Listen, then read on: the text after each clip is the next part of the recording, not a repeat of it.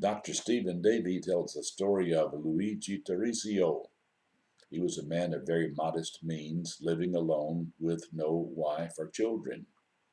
Family members from a distance came and talked to visit with him, but they could not get him to come to the door. They finally opened the door and discovered that he had passed away.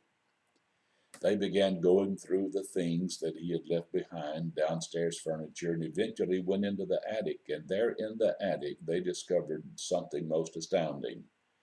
They discovered, wrapped in blankets and sheets and in boxes, 246 violins.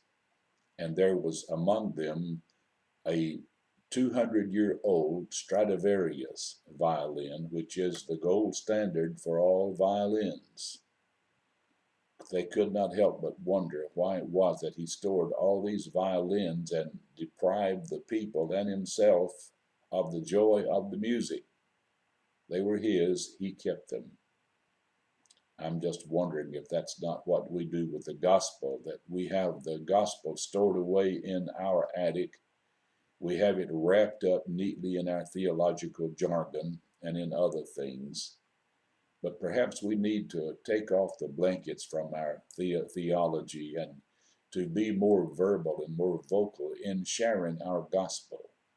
Today, let's remember that Christ is the way, the truth, and the life, and He is the source of redemption and salvation, the source of peace and encouragement, the source of our hope. Let us not hold on to Him as though He were not worthy of being held forth.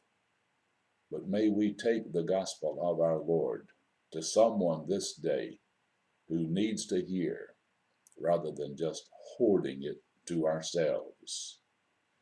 Thanks for watching today's Light and Love from Liberty.